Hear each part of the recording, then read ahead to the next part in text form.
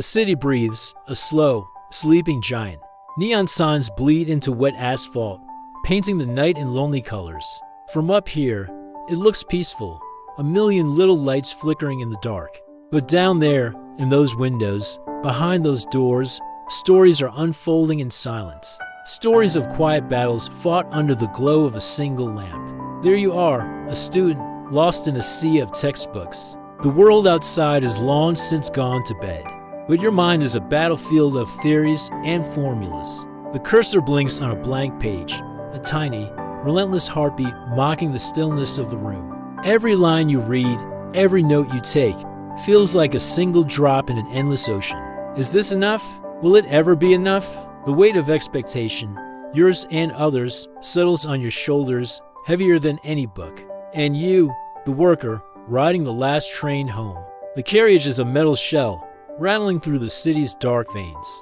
You watch the blurred lights of stations you don't stop at, ghosts of a day that's already gone. Your reflection stares back. From the darkened window, a stranger with tired eyes, you replay the day's conversations. The missed opportunities, the tasks left undone. You did your best, you always do. But as the train carries you further into the night, a question whispers in the rhythmic clatter of the wheels. Are you even on the right track? And you, the creator, surrounded by the tools of your passion. Canvases, instruments, a half-written manuscript. The room is your sanctuary, but tonight it feels like a cage. The initial spark of inspiration has faded, leaving behind the cold, hard reality of the work.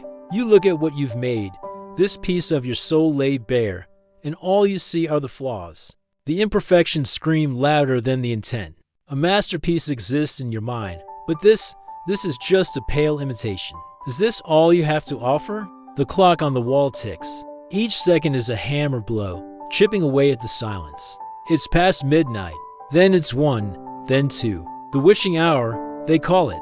The time when doubts creep out from the shadows and dance around you. You look at your work, at the evidence of your effort, and then you look out into the darkness. It feels like you've been running a marathon, only to realize you haven't moved an inch. Everyone else seems to be sprinting ahead, their finished lines in sight. But you're stuck at the start, still tying your laces. And then you see them, on the walls, in the corner of your eye, shadows. Silhouettes of others, moving with a speed you can't comprehend. They're a blur of motion, a testament to relentless progress, a friend's promotion, a colleague's success, a stranger's picture-perfect life scrolling by on a screen. Their shadows stretch and race across your quiet space, eclipsing your small light, and you stand perfectly still, a statue in the middle of their frantic race. The comparison is a thief. It steals your breath, your focus, your belief in your own journey. Their pace becomes the standard, their path the only one that seems to matter. You watch their shadows, and your own feels small, insignificant, frozen in time. The silence of your room is no longer peaceful. It's filled with the imagined sounds of their applause, their victories, their forward momentum. And in that deafening silence, you start to question everything. The late nights, the sacrifices, the unwavering belief you once had. Was it all just a grand delusion? Are you just fooling yourself, pretending to be on a path that leads nowhere? The weight is immense. It's the pressure to keep up, to measure your life against a ruler that was never meant for you. You feel yourself shrinking under the gaze of these phantom competitors. The world feels like a grand stage, and you've forgotten all your lines. The despair is a quiet, creeping cold that seeps into your bones.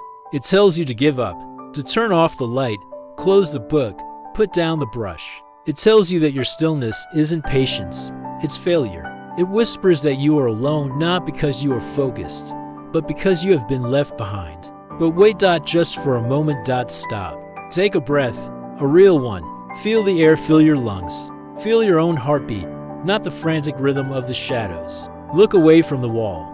Turn your gaze from the fleeting, distorted figures that aren't really there. They are just projections, echoes of a story that isn't yours. Their race is not your race. Their clock is not your clock. Look back into your own space, your desk, your room, this small kingdom you have built for yourself in the quiet hours of the night. Look at the book you are reading, the report you are writing, the art you are creating.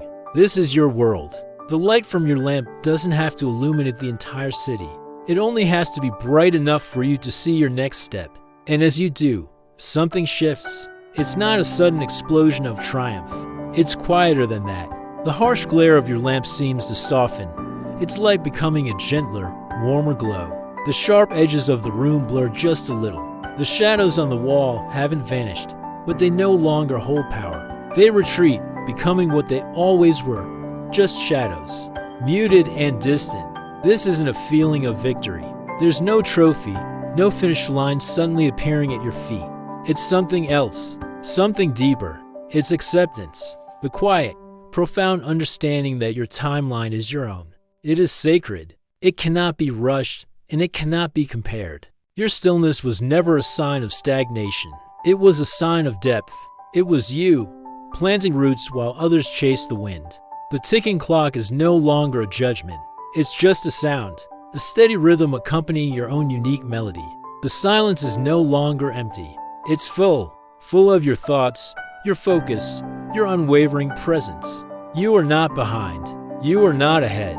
You are exactly where you need to be, on your own path, moving at your own pace. The work in front of you doesn't magically become perfect. The doubts don't disappear forever, but they no longer scream. They are whispers you can choose to ignore, because you found a different kind of clarity. It's not the bright, loud clarity of external success. It's an inner calm, a quiet confidence that comes not from winning the race, but from realizing you were never competing in the first place. The journey of the student, the worker, the creator, it's a solitary one, especially at night. But in that solitude lies a unique strength. It's the strength to trust your own process, to honor your own pace, to find peace not in the destination, but in the quiet, steady, and courageous act of just showing up for yourself night after night. The city is still breathing, the night is still dark, but in your small, illuminated corner of the world, something is settled. You are at peace with your own rhythm, and you understand that the most important work is often done in silence when no one else is watching. Continue on. Your time will come. In fact, it's already here. It's this moment, and this one, and the one after that. Thanks for watching. Remember to be kind to yourself on your journey. Follow for more moments of reflection.